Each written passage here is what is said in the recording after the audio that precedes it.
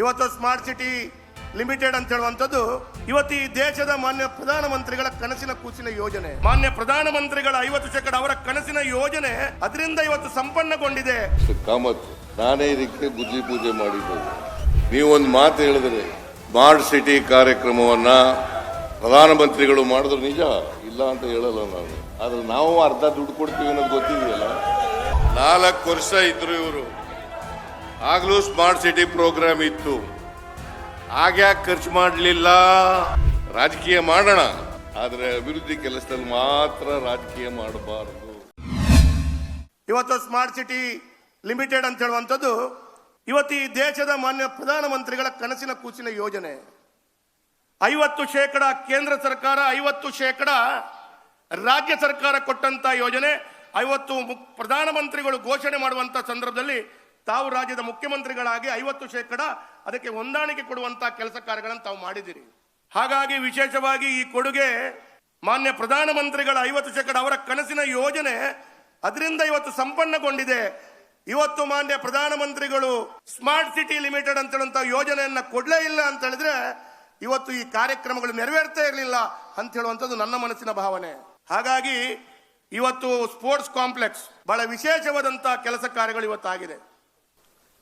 ನಾನು ಅತ್ಯಂತ ಸಂತೋಷದಿಂದ ಈ ಕಾರ್ಯಕ್ರಮದಲ್ಲಿ ಭಾಗವಹಿಸಿದ್ದೇನೆ.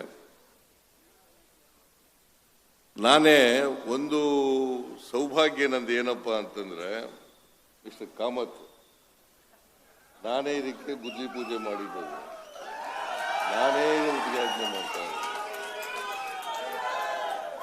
ನಾನೇ ಗುದ್ಲಿ ಪೂಜೆ ಮಾಡಿದ್ದು, ನಾನೇ ಇದನ್ನ ಉದ್ಘಾಟನೆ ಮಾಡ್ತಾ ಇದ್ದೆ.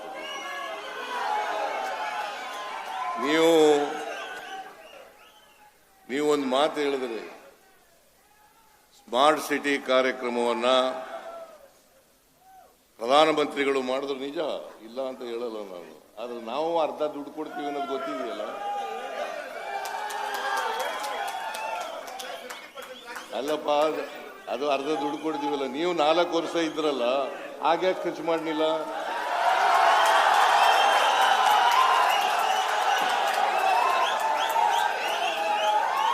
ನಾಲ್ಕು ವರ್ಷ ಇದ್ರು ಇವರು, ಆಗ್ಲೂ ಸ್ಮಾರ್ಟ್ ಸಿಟಿ ಪ್ರೋಗ್ರಾಮ್ ಇತ್ತು. ಆಗ್ಯಾಕೆ ಖರ್ಚು ಮಾಡಲಿಲ್ಲ?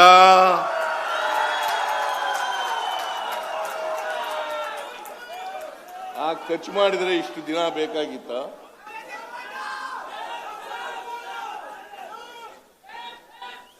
ಎರಡ್ 2015ರಲ್ಲಿ ಇದಕ್ಕೆ ಶಂಕುಸ್ಥಾಪನೆ ಆದದ್ದು. ಇದಕ್ಕೆ ಕಾರಣ ರಮಾನಾಥ್ ರೈ ಅವರು ಅಂತಕ್ಕಂಥದ್ದನ್ನ ಇದಕ್ಕೆ ಅಡಿಗಲ್ಲು ಹಾಕಲಿಕ್ಕೆ ನನ್ನ ಕರ್ಕೊಂಡ್ಬಂದು ಅಡಿಗಲ್ಲು ಹಾಕಿಸ್ಲಿಕ್ಕೆ ರಮಾನಾಥ್ ರೈ ಅವರು ಜಿಲ್ಲಾ ಮಂತ್ರಿ ಆಗಿದ್ರು, ಉಸ್ತುವಾರಿ ಸಚಿವರಾಗಿದ್ರು, ಅರಣ್ಯ ಇಲಾಖೆ ಸಚಿವರಾಗಿದ್ರು. ಅವರು ನನ್ನನ್ನು ಕರ್ಕೊಂಡ್ಬಂದು ದಕ್ಷಿಣ ಕನ್ನಡ ಜಿಲ್ಲೆ ಮಂಗಳೂರಿನಲ್ಲಿ ಒಂದು ಜಿಲ್ಲಾಧಿಕಾರಿ ಕಚೇರಿ ಬೇಕೇ ಬೇಕು, ಹೊಸ ಕಚೇರಿ ಆಗಬೇಕು ಅಂತೇಳಿ ನನ್ನ ಮೇಲೆ ಒತ್ತಡ ಹಾಕಿ ಅವತ್ತು 41 ಕೋಟಿ ರೂಪಾಯಿಗಳಿಗೆ ನಾವು ಮಂಜೂರಾತಿಯನ್ನು ಕೊಟ್ಟೆವು.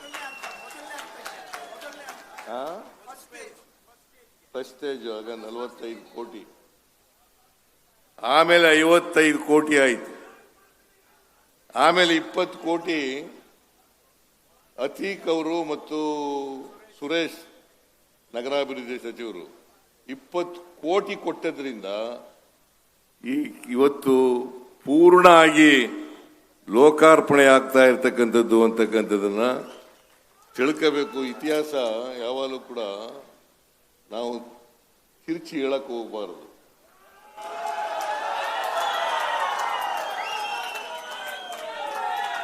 ನಾವು ಹೇಳಿದ್ರು ಕೂಡ ಜನ ನಂಬಲ್ಲ. ನಾನು ನಿಮ್ಗೆ ಸುಳ್ಳು ಹೇಳಬಹುದು, ಆದರೆ ನೀವು ನಂಬ್ಕೋಬೇಕಲ್ಲ. ನಾವು ಯಾವಾಗಲೂ ಕೂಡ ರಾಜಕಾರಣಿಗಳು ರಾಜಕೀಯ ಮಾಡೋಣ, ಆದರೆ ಅಭಿವೃದ್ಧಿ ಕೆಲಸದಲ್ಲಿ ಮಾತ್ರ ರಾಜಕೀಯ ಮಾಡಬಾರದು.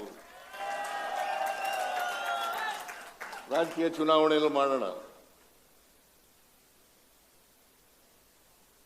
ಅದು ಮಾಡಲಿಕ್ಕೆ ನಂದೇನು ತಕರಾರಿಲ್ಲ. ನೀವು ಸ್ವತಂತ್ರರಿದ್ದೀರಿ, ನಾವು ಸ್ವತಂತ್ರರಿದ್ದೀವಿ, ನಮ್ಮ ಪಕ್ಷದವರು ಸ್ವತಂತ್ರರಿದ್ದೀವಿ, ನೀವು ಸ್ವತಂತ್ರರಿದ್ದೀರಿ, ಅಥವಾ ಇನ್ಯಾರೇ ಬೇರೆ ಪಕ್ಷದ ರಾಜಕಾರಣ ಮಾಡೋರು ಅವರು ಸ್ವತಂತ್ರರಾಗಿದ್ದಾರೆ. ಅದೇ ಪ್ರಜಾಪ್ರಭುತ್ವ.